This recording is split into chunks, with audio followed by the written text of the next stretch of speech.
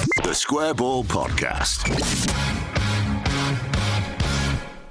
Welcome to the show. Brought to you with Levi Solicitors. 10% discount on your legal fees. levisolicitors.co.uk/the Square Ball. I'm Dan Moylan, and with me is Michael Normanton. Also Rob Conlon as well. Now, all three of us went on the charity walk. Three athletes. Yep, as you can tell. They do say the camera adds pounds. Very slender man off this. So the walk, so for the benefit of anybody who is not aware, let's explain what we did, why we did it, and how much it hurt. And how much it raised, and on a more positive note. Yeah, so first of all, we walked from Gary Speed's playing field, his first playing field in North Wales, which has been renamed in his honour, and it is on the street where he grew up. Like his mum Carol, which came and saw us off, which was incredibly moving as a starting point for that, wasn't it? Because we met up at Elland Road, got on the coaches, which were paid for by Leeds United, we should say. So thank you to Leeds United. We'll do a few thank yous as we go. And we left Elland Road, it was like 5:30, 5:45 in the morning, Thursday, the 26th of May, and then went over on the M62 to North Wales. And as the miles kept clocking up, kept thinking, it's a long way back, isn't it? It's taking quite a while on a coach, and I've got to do this on foot. It was a long old way, wasn't it? So we started there, North Wales, in Deeside. Carol Speed saw us off. We got a nice photo by the memorial stone there, the Gary Speed playing field. Off we went then. 27 miles was the first day to Warrington. We went past Ellesmere Port, which is kind of Soviet era chic, a lot of it, isn't it? Yeah, when you think of Wales, you imagine the kind of glorious rolling valleys, don't you? Yeah. The lovely scenery, beautiful coastline. Yeah. Not this bit. This was not good Wales. In fairness, we were out of Wales very quickly. Yeah, we were. We can't blame Wales for that. No, it was only the first 3.5 miles in Wales, and it got a lot worse when you got to England. In truth, because it was through. Yeah, Ellesmere Port is very chemically, isn't it? It's got kind of Middlesbrough vibes. Oil refinery and some sewage works and stuff. It was not that picturesque, and then some long A roads as well. Yeah, because I was going to say in the we wrote like an email with a sort of a rough outline of each day, didn't we? And you'd put in there that it was a bunch of wind turbines through fields, which I think I also used the word grim. That was further back in it. It's a description of the day as a whole. But that bit with the wind turbines through the fields was lovely. Was awful. One of the worst bits of the entire walk. But you made it sound like the Netherlands, that would be, I don't know, skipping through fields of tulips, and there'd be the windmills would just be turning in, and it wasn't like that. You're not to disturb the ground in that area. It's still radioactive if you dig. Stick to the designated paths only. But we got there to Warrington, and we were tricked by when you enter a new town or a new city, you get that sign that says "Welcome to Warrington," for example. So you get to that sign, and it pissed it down not long before that, I should add. We all got soaked to the skin. We were all very, very tired. And then from that sign to the finish line was weeks. It was absolutely ages, wasn't it? Such a demoralising walk into Warrington. It was proper Forrest Gump horizontal rain as well earlier on in the day, and that was when I found out that the cheapest Mac money can buy wasn't actually as waterproof as it claimed to be, which was a nice start to the walk. I think, this is how it's going to go, isn't it, the whole way through? And then day 2 was Warrington to Oldham, which took us right through central Manchester and took us right past Old Trafford. There were some nice photos, of people giving V signs, flicking Vs to Old Trafford. The security man at the megastore wouldn't let one of our group in to go use the loo there. Don't know why. Wouldn't he? No. Scum bastard. I know. It might have been sticking the stickers on the various tables and the murals outside, maybe, which you'll have to see. If you go there this next season, have a look for those if they're still attached. Through central Manchester, lots of cobbles, as you get, like, as Coronation Street sort of proves to you, doesn't it? They hurt the feet after such a long walk. So it was 27 miles the second day, wasn't it? And the glamorous finish up a 2-mile hill into Oldham. But there was a murder when we were there, actually. Yeah, we're not genuinely not joking about that. There was actually a murder on the day we were there. So nice place. But I had a good night anyway. If you're in the Oldham area and you want a pub with a good DJ, the Rifle Range. Why was he so good? That's the question. Because he had mini discs, and he had new songs on mini disc. So he's obviously got, because they don't sell mini discs anymore, do they? I used to use mini discs to DJ, but that was 20 years ago. Yeah, well, he's stuck with. He had. They all I could describe him as. My dad's got quite into family history stuff, and he's always got printouts of old register of birth stuff, like in these sort of ledgers. And he had all these stacks of books that were like that for his, and he'd obviously written his songs in, and they had mini disc reference numbers. Yeah, disc number 7, track number 14. Yeah, so you'd ask him for a song and he'd leaf through. But he was like going Nirvana into Coldplay and stuff as well. It was all over, it was absolutely all over the place stylistically. It was good. And if you wanted a song that he didn't have, if you request, obviously these days you can just go onto your laptop, tap away, find it, maybe download it, whatever, Spotify it, import it into your DJ software. What was the protocol there? He'd put it on mini disc and bring it back the next week. So we're all going back next week to get the songs that he didn't have. But that was good for you. It was very, very hospitable there, wasn't it? To be fair, after a bit of a fuck up by one of the hotels. Premier Inn. Yeah. You bastards. It was fine. In the end, yeah, everyone got a bed in the end. I was at one point I was designating people who I knew who were going to have to sleep in double beds together. I was like, well, he's one of my oldest mates. I'll sleep in a double bed with him, and he can sleep on the floor next. Well, I was going to say I was rooming with Phil Hay, and I would have wanted to have been Big Spoon, I think. I should say about Phil Hay, which we'll address when we go back to the Phil Hay show in due course, that Phil has a remarkable ability to just fall asleep in an instant. He's one of those people who can just go, right, I'm going to go an hour's kip now. Go to the loo at like 5 a.m. or whatever, and you kind of stir when there's a bit of movement in the room. Because you struggle to sleep, because there's lots of endorphins, lots of adrenaline when you're doing all the exercise and walking. So we struggle to sleep, a lot of us, didn't we? I was also waking up and writing notes to myself about, like, remember to ring Costco in the morning and stuff like this, walk stuff. And Phil, one morning went to the loo at like 5 a.m. I went, you're right, mate. He went, yeah, good. I'm just going to have another hour. And he just went back to bed and laid down. And that sometimes you wake up early morning, and once you're awake, you're awake. No trouble at all whatsoever. It was good fun. And then from Oldham, we walked across the Pennines to Huddersfield. That was good, wasn't it? It was nice. We discovered that going uphill better than going downhill on the legs. Yeah, very much so. And it was actually quite scenic that day. It was very nice. Let's be fair. Up over the tops over Marsden. Yeah, nice and sunny, lovely. A lot of it alongside the Huddersfield narrow canal. Much smaller than the Leeds Canal. Hope he doesn't have an inferiority complex and so on and so forth. And what did you make of Huddersfield? It was fine. The Liverpool fans in, I think it was called Showtime, I don't think we're maybe expecting quite so many Real Madrid fans to be in on that particular night, but there was good support for our. Well, I suppose we've got a bit of a link, haven't we? Because the Don Revie thing of the white shirts and everything. Yeah. So I think we were doing the right thing. We've swerved fascism a bit better than they have. Well, at points anyway. Yeah. I think in the 80s it was sailed quite close to it. It was a bit too close for comfort, I think, at certain points. But yeah, we seem to have managed to separate from that. But yeah, I'd gone by the point that the final whistle went there. So and the final day, then Huddersfield to Leeds, through fairly familiar territory for a good number of us who live locally, and a very, very emotional homecoming.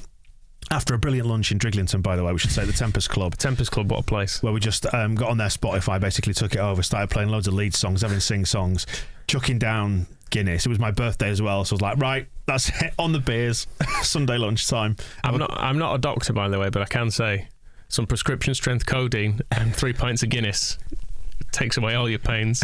Cure anything. My feet were agony in the morning. After that, not a bother. Yeah, well, so on that final morning as we left Huddersfield and rejoined the canal towpath, you ever walked on a canal towpath? Some of them are tarmacked or have got like that resin stuff on it, like the brown stuff that makes it look like stones, but it's actually quite even and flat. Some of it is a bit more rough and ready. We had a bit of that coming out of Huddersfield, didn't we? And it was a bit stony underfoot. And just to put into context, so we left Huddersfield, we had 18 miles to go. So had we done 74 miles by that point? So you got 74 miles in your feet at least. And then you're walking on a surface that feels like every step is like treading on Lego. Yeah, it's amazing how thick boots lose all of their cushioning effect after a certain amount of miles, because your feet are just really sensitive, and you can just any tiny little bump underneath it feels awful. And then painkillers kicked in. That's what it was for me. Yeah. Took 2 miles, I think, for the painkillers to kick in out of Huddersfield, and then got a real clip on. And then after lunchtime, we were all fueled by booze, which was great. And we had a good sing-song. We sang Marching On together, and had Strings for Yasmin and all sorts of other stuff. Rocking All Over the World. Rocking All Over the World has been adopted. I know it's sort of disliked in certain quarters, but... I mean, I'll be honest, I disliked it until this week. But now I can see the appeal. And how does it go? I mean, like it's a very simple song to remember. Here we are, here we go.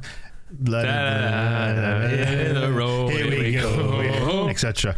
And we finished at Elland Road. It was 4:45 or thereabouts on Sunday, and a very, very emotional homecoming as well, wasn't it? I mean, I just burst into tears when we got down Lowfields Road, because all the waiting friends and family had all come through the motorway tunnel, hadn't they, to the industrial area, like the that side of the Lowfields, not the Elland Road side. And they gave us a massive round of applause, and I got my sunglasses on because there's a lot of people just putting the sunglasses on as we got to that approach, myself included. It all got a bit ultras group, I thought, that walk into Elland Road. Just 100 of us in black Andy's Man Club t-shirts with 100 people just waiting in a line above us. Yeah. Stand. No. But it was a beautiful experience. I think it's kind of, if you were on it, you'll understand what we mean. But if you've ever been on like a big group holiday that you kind of don't want to end, but you know it has to, and it's brilliant because it comes to an end. It kind of had that feeling about it, and we kind of joined up as like 100 strangers, to throw a blanket over it and speak in general terms. Some of us knew each other, but we were really. And by the end of it all, we're all hugging, feel like one big family. And some of the foot pictures in the WhatsApp group that lives on, I mean, absolutely sickening. Yeah, I did threaten to share them at one point, but donations have been going well, so I'm gonna wait until we hit a lull, and then I'm going to put out some of the foot pictures, because genuinely some of the most horrific looking things it looks more like lawnmower accidents rather than a walking incident. I feel like we've all got sort of the stare of Pablo Hernandez now. We've all seen things that we didn't need to. I mean, I'm sat here in flip flops because I've got infected blisters on my little toes, which is great. Dank him limping in, didn't he? Me and you. Absolutely fine. I could go again today. I tried harder, didn't I? Than you. Did you? I think so. I think the evidence proves it, doesn't it? But yeah, my toes got basically macerated inside my boots, and once they've swollen and you've started strapping them up, they then get pushed out towards the side of your boots and just get more painful and more painful. But walking boots are sneaky bastards, because you put them on in a shop and they're obviously really comfy. You walk around a shop a couple of times, you go, yeah, lovely them. Get them. And I'm a size and a half up. My walking boots are a size and a half bigger than my actual feet. Whereas 20 miles in, you really feel where the errors are, don't you? And you kind of go, that's a bit tight. But then I didn't realise how much my feet had swelled. It looks like I've got like elephantitis or something like that. Just looking hideous. Yep. I know water retention is often blamed for fat, but genuinely an awful lot of water retention going on. So. Because a lot of us have barely eaten for like several days and burned off. I mean, like somebody worked out, it was like tens of thousands of active calories or whatever over 4 days, and loads of us have come back like bigger than we went away. But it is all just water retention. But it was amazing fun, wasn't it? It was brilliant. Honestly, one of the best things I've ever done. Yeah, likewise. And then it's worth the pain. And everybody, like the one guy who gaffer taped his feet together on, I think it was day 2, and peeled the gaffer tape off after 3 days, and is now facing potential plastic surgery. Yeah. Sorry, I think it was John who also. Yeah. I saw him doing the same to his knee as well at Marsden. He just got gaffer tape straight onto his bare skin and just bound his knee up so he could make it through the day. And was then running down hills. Any hill that he got to, he just ran down because he couldn't stop himself. But I say in the WhatsApp group that we've got, he just said, didn't he, like wouldn't change a thing. And I think that's how so many of us feel about it. Like you see these people who go up Everest like for a once in a lifetime trip, and they know they're going to lose their toes to frostbite, but do it anyway. I've often thought they're idiots, but I get it now, because I was determined to finish, even though every step hurt. I am not organising the trip up Everest. No, just to be clear, I really don't. I don't think there are travel lodges there for a start. But it was brilliant because it had all those good vibes about Leeds away, but for good causes as well. And the reason why we're doing it is for mental health charities. So to go back to the Gary Speed thing as well. Raising money for Andy's Man Club and the Samaritans, 2 mental health charities, because we organised this. It was 10 years on from Gary's death, wasn't it, when we first started chucking these ideas around, and it's finally come to fruition, and it just feels like such a monumental thing. And the scale of the donations, honestly, if you've donated, thank you so much. I mean, how many times did we've sort of veered from like euphoria going, this is amazing, look at these numbers, to like crying about it, because like, look at these numbers, it's amazing. It was great. I know it was pretty much lunchtime on the final day we hit 50 grand, and that was kind of a target I did have in mind, thinking it'd be really good if we could get to that. I think I set the targets quite low on the GoFundMe stuff, but I think since then we're almost certainly going to hit 70 now, I think, which is absolutely insane. So thank you. And if you've not watched or listened to the Andy's Man Club episode, do go and have a listen to it. And it's not really about Leeds United. We do mention it in there, but it's mainly about just generally what they do and men's mental health and things. And even if you can't be bothered listening to it, read the YouTube comments, which is generally the most toxic place in the world, but it's full of loads of people saying, I went there and it was brilliant, and it's kind of changed my life. Yeah, so. We can't take definite credit for it, but I know the Andy's Man Club that met this week in Castleford went up to like 21 people. Like, so an extra 7 went along, and I hope somebody in there might have heard this and been inspired by it. I know at least a couple of people have DM'd me following that and said, cheers for this. I didn't really know what it was or not really heard about it, and I'm going to go along. So yeah, we don't need to repeat what's said on that show, but yeah, do go back and listen to it. I'll watch it on YouTube as well. And it's just like blokes getting together having a chat, isn't it? And if you want to externalise shit that's going on in your life, talk about it, you can. If you don't, you don't have to. You don't have to say anything about yourself. But yeah, an amazing cause. And Andrew, who was on that from Andy's Man Club, he came along and said it looks like basically in both sort of scale and amount of money raised, the biggest ever fundraiser that Andy's Man Club has ever been on the receiving end of. So I think we're all massively proud of it. I need to say thank you to you as well, because you organised 99.9% of it. I've taken some of the credit, which is completely not deserved. I mean, you are a control freak and don't want anybody to... The problem was I needed to give away control of some stuff earlier on, because I set about doing all of it. And you're sort of too far and you think, it'd be a hassle to hand this over now. So in the end, I was like started routes and hotels and stops and all. And lunches. I'd started working on it all. So I thought, I'll just finish it. It's like Tom Cruise in Minority Report with all the different tabs on the spreadsheets open. But no, but honestly, seriously, thank you, because you made this happen. I'm hugely relieved it worked. And it did, yeah. Even with the fuck up with the rooms, it wasn't my fault. Yeah, I don't know how you coached that second night, because felt awful after that second day. It was just so long, but then you had to deal with 100 people trying desperately to work out where they're sleeping. Yeah, I ended up in the back office of the travel lodge with us with loads of bits of paper with bits crossed out on it, going with little arrows going, they can go to there, they can go to there, they can go there. And yeah, and I mean, having walked 27 miles, I did kind of want to cry, but thankfully Katie was there, who was there helping us, who was absolutely brilliant throughout, and she was helping me to sort it out. And thanks to Lee and Bev as well, who were in the van and helping us out with just moving bags between places, moving bags, picking up food, all that sort of stuff that it wouldn't have happened without, because I don't think there was anyone on that walk who would have thought they could have done it carrying 4 days of luggage with them as well.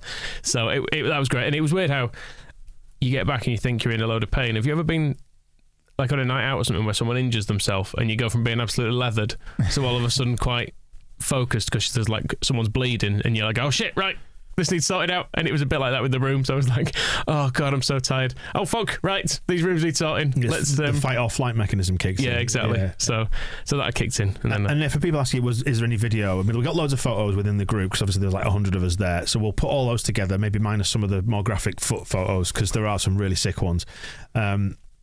And we'll probably put together some sort of compilation of that, so you can see the journey, even if it's in still pictures. Because I've got a handheld gimbal for using with your phone, which creates nice smooth. I used it once. Yeah, they were completely knackered. It was just never ever doable. There were a lot of ambitions like that. Like we took a microphone along. We were going to go do little chats on an evening, weren't we? Maybe get people who've done the walk.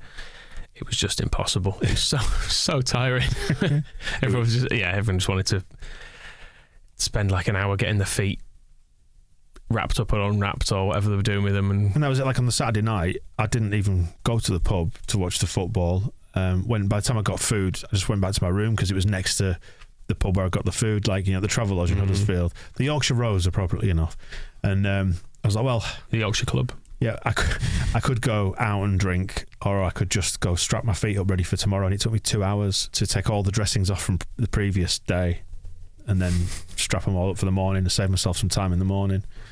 But wow, wow. Thank you for the amount of money raised. Up 67, 68 grand as we speak at the time. Yeah, something like that. Yep. For the two charities, and it will pass 70. But yeah. There's basically 49 on Andy's Man Club and 19 on Samaritans donations. So amazing. And even if you didn't donate, if you couldn't, and we know people haven't got a lot of spare cash, if you just spread the word, if you give it a retweet, something like that, just let everybody else know.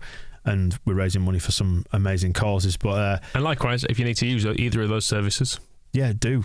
This is the reason why. Is to not only raise the money for them, but to raise the profile of them as well. And do you know what, one of the amazing benefits of having done this is that it's created a 100 strong WhatsApp group, and everyone's like talking about their reasons for doing it and the shit that they've been through in their lives. And you know what it's like as blokes, we compartmentalise stuff, we bury it away, we don't talk about things.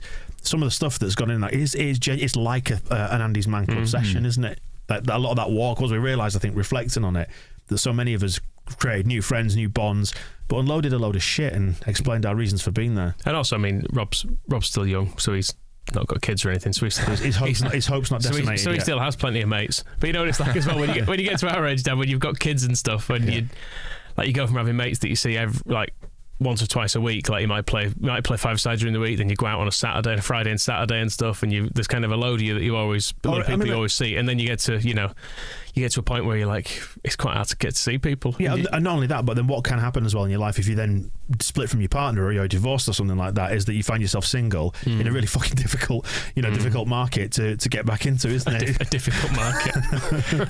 Like Angus can hear.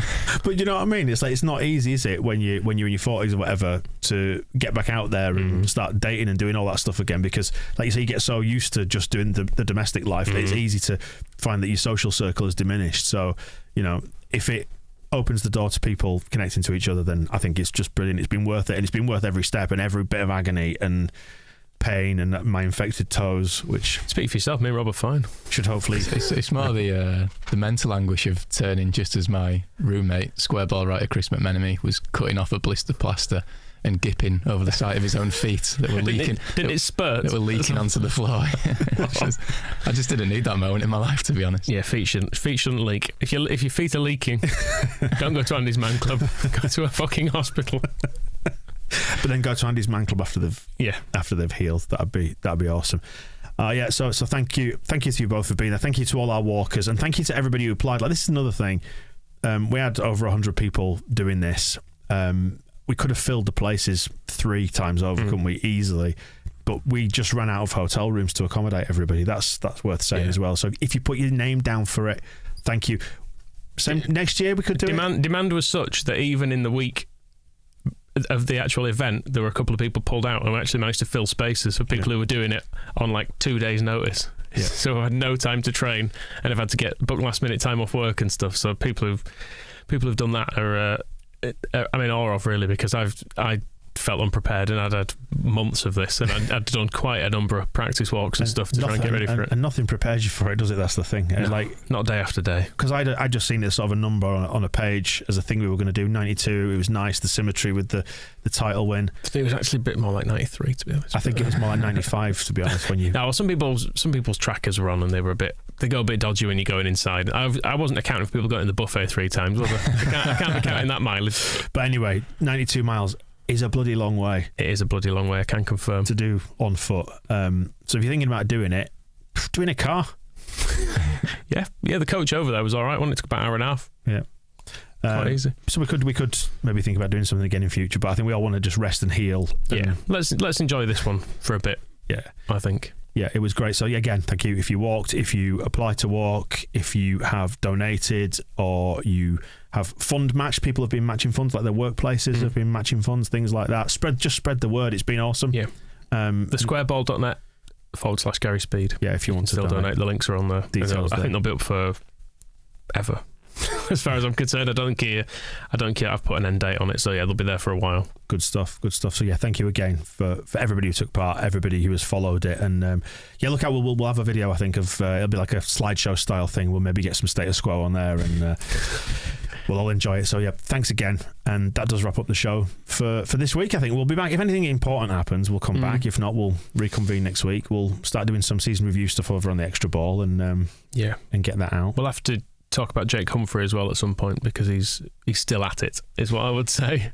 Well, that's next week's show taking care, yeah, isn't it? He's still doing his thing, is what I will say. The LinkedIn king. So right. Yeah, we'll come back to that. And there you go. Then that wraps it up for this week.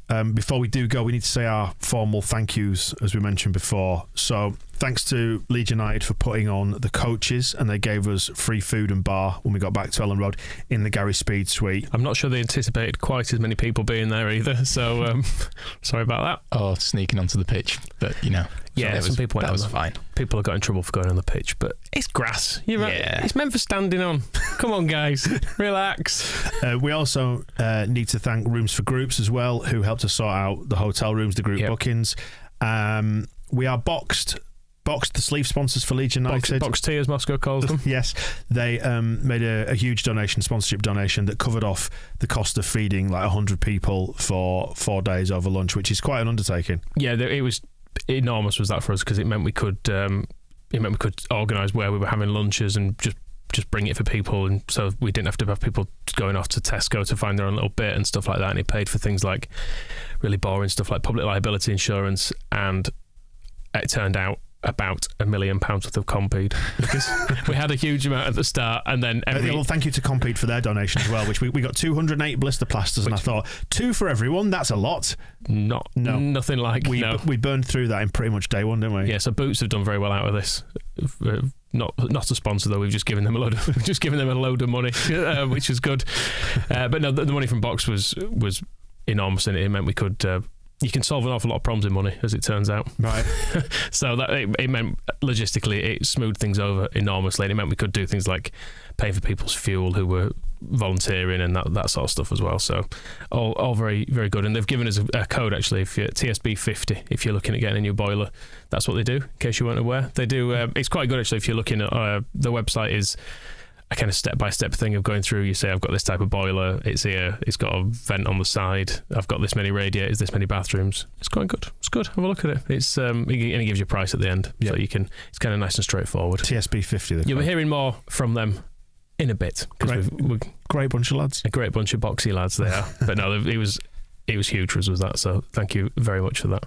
Thanks as well to our volunteers who gave up their time for 4 days to look after us and handle some disgusting feet, particularly Katie, who got really stuck in. Yeah, really hands-on approach to the foot management. I didn't want to touch my own, and there she was, sat in like some working men's club with a blistered, weeping foot on her knee, putting strapping around it. So yeah. Katie, Lee, Bev, our volunteers. Who else have we got? We've got Carol Speed as well, Gary's mum, who saw us off at the start line. Yeah, that was really good. Really good of her to come along. Andy Greenway as well, who's on the Andy's Man Club pod. Go back and listen to that. Watch that if you can do. For coming along, giving us some pep talks, some inspiration. Gave us a lot of T-shirts as well. Yeah, all really good. Great support from him all the way. And he did a speech at the end, so I didn't have to, which was good.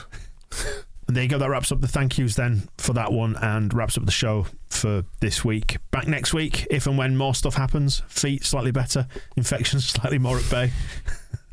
Be all right, that won't it? It'll be fine. Just sign some more players, Leeds. Midfielders, proper midfielders, not Aronson. He's a sort of a 10 attacking one, holding central ones, middle ones. More next week. Thanks for watching. Thanks for listening. We'll see you in a bit. The Square Ball Podcast.